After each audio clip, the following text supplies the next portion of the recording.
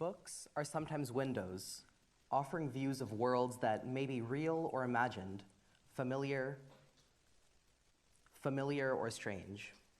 These windows are also sliding glass doors, and readers have only to walk through an imagination to become part of whatever world has been created or recreated by the author.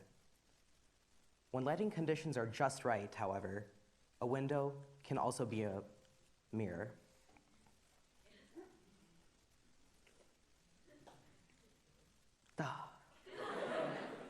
All right, there we go. Rudine Sims Bishop. I moved to India when I was 5 years old and back to the US when I was 11. Between these ages was the time when I was starting to read for pleasure and thus began selecting the books that I was going to read myself. My starting point was my peers, all of whom were reading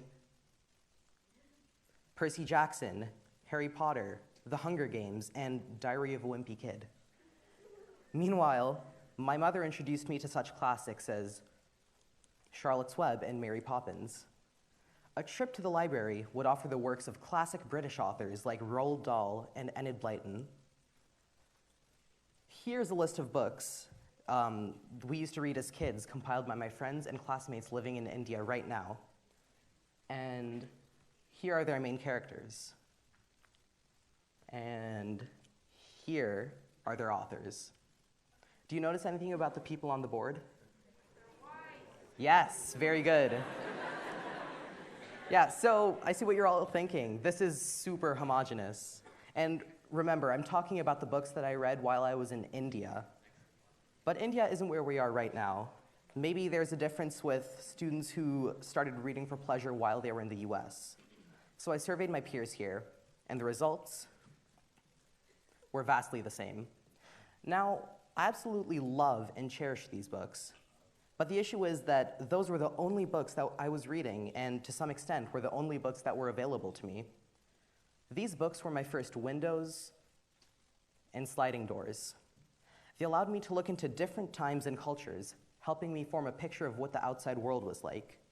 But because I was only reading one kind of book, the kind set in England or the US, my perception of the outside world and literature was very Eurocentric and Americentric. In her TED Talk, Nigerian author Chimamanda Ngozi Adichie has reflected on how her childhood reading experiences influenced her writing. I was an early reader, and what I read were British and American children's books. I was also an early writer, and when I began to write at about the age of 7, stories in pencil with crayon illustrations that my poor mother was obligated to read, I wrote exactly the kinds of stories I was reading. All my characters were white and blue-eyed. They played in the snow.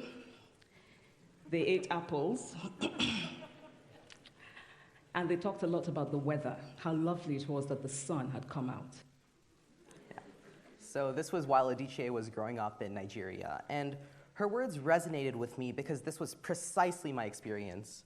Like, for example, in the 5th grade, I participated in a school-wide writing competition. My story was set in the English countryside and was about British children, things with which I had no personal experience other than my one trip to England as a 3-year-old. As a result, my story was filled with crude attempts to copy British culture and language, even slang. I recall using the phrase cheerio about a dozen times in the 3-page story. The story would have been better if I had set it in India, because I lived what I was writing about. But the thought to set it in India didn't even cross my mind because, to me, books had to be set in America or in England and feature a white American or English character. Of course, I wasn't consciously thinking, according to the rules of the universe, my story has to be set in England. But that's all that I was reading. It was ingrained into my subconscious. However, J.K. Rowling, for example, didn't face this issue. Her stories are set mostly in the UK, where she's from. Her main characters are white British people, just like she is.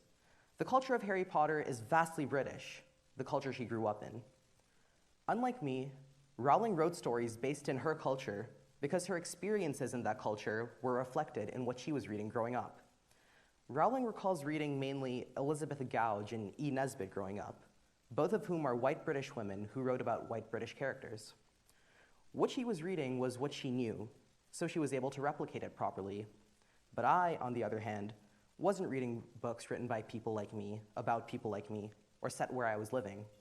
So there was this disparity between what I was reading and what I was actually living. But one day, while I was still in India, my grandmother handed me a book called Malgudi Days by R.K. Narayan. I flipped to the back cover and there was a picture of a brown guy on it. It was like this cognitive dissonance between what I thought authors were and what I was seeing.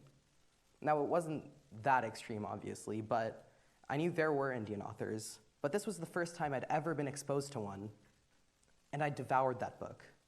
It was the first time I was reading something meaningful to me, something that I could truly identify with.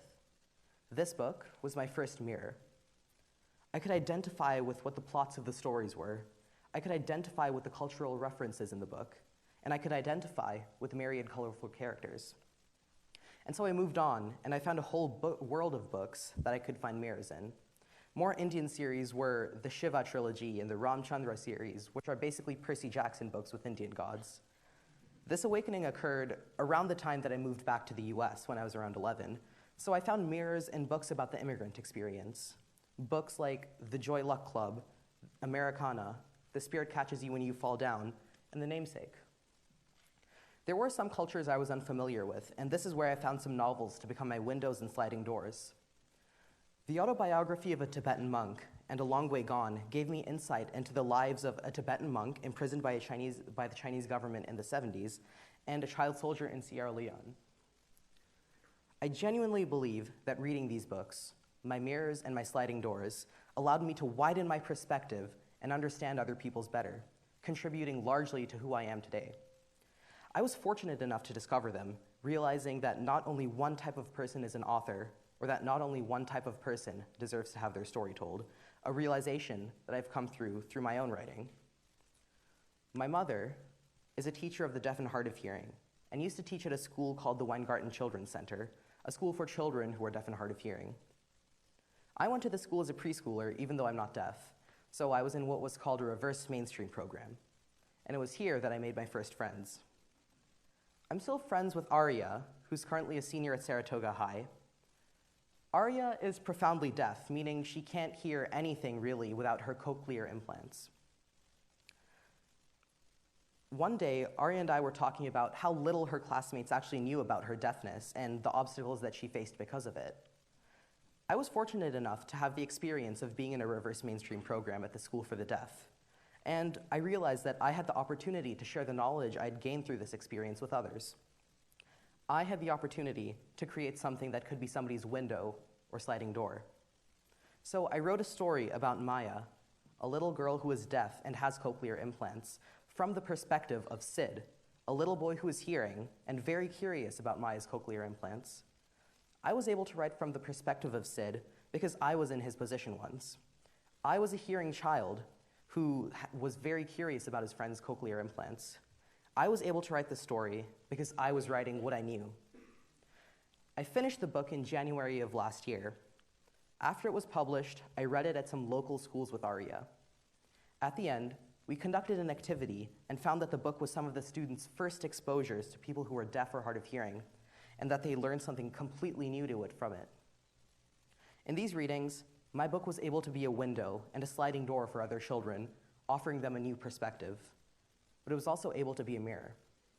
While working on it, Arya told me how amazing it was for her to see a deaf Indian girl featured as the main character in a book, and how real the story felt to her. Another little deaf girl living in India who was reading the book excitedly pointed to Maya's cochlear implants in one of the illustrations to compare it to her own. Over the past year, I've continued to hear back from several other families whose children were able to identify with Maya. My experiences reading diverse literature, books that were mirrors, windows, and sliding doors, inspired me to share that same experience with others through writing. So if you've only been reading one kind of author, go out and seek new ones. Realize that not only one type of person can write books, and not only one type of person deserves to have their story told. Find your mirrors, your windows, and your sliding doors. Thank you.